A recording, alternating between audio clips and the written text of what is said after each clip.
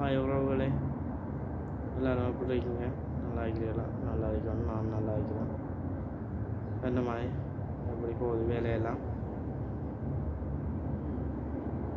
என்ன செய்கிறீங்களா? எல்லாம் சாப்பிட்டீங்களா? சும்மா கிடக்குறீங்களா? வேலையா? என்ன மாதிரி? எங்களுக்கு வேலை தான். வேலைக்கு வந்திருக்கோம், வேலை செய்யணுன்ற மாதிரி வேலை என்ன செஞ்சு கொண்டிருக்கிறோம். என்ன பண்ணுறது?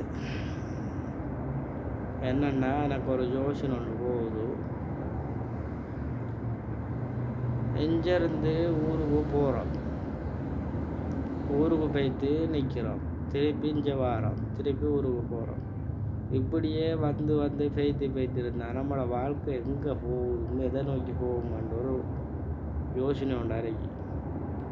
இந்த வீடியோவை பார்த்து கொண்டு இருக்கிற உறவுகளுக்கு என்ன யோசனை போகுதுன்னு மறக்காமல் பவானில் தெரிவித்து கொள்ளுங்கள். சரியும் அதேபோல் இத்தனை வருஷம் தமிழ்நாட்டில் இருக்கிறோம், என்ன செஞ்சிருக்கிறோம்ன்ற ஒரு கேள்விக்குரிய அறிக்கும் மனதுக்குள்ள.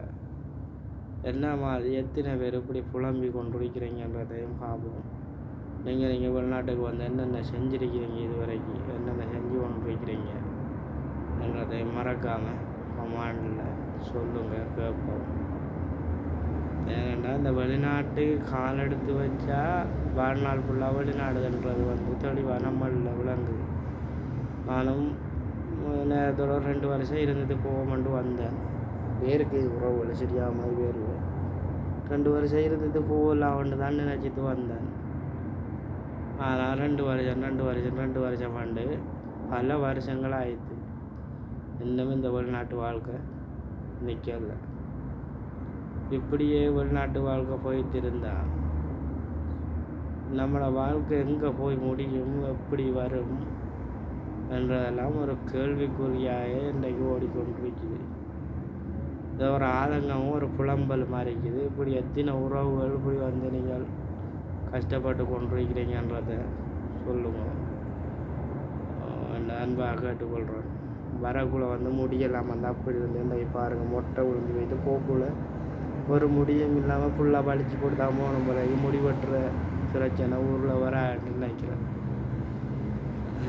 என்ன செய்கிறேன்னு ஒன்றும் விளங்கு இல்லை உறவுகளே. அதால் எப்படி இந்த வெளிநாட்டு வாழ்க்கை முடிகிறேன்னா 2050 முடியும் போலைக்கு அவ்வளோ வரைக்கும் இருக்க மாட்டோமான்னு தெரியல. 1008 நோய்களும் அரிக்குது. வெளிநாடு வந்தாலே ஒரு உறவுக்கு 1000 நோய்களை சம்பாதிச்சு கொண்டு நாங்கள் எல்லாரும் வாழ்ந்து கொண்டிருக்கிறோம்ன்றது எத்தனை பேர் இதை புரிஞ்சு கொள்கிறாங்க, எத்தனை பேருக்கு தெரியாது.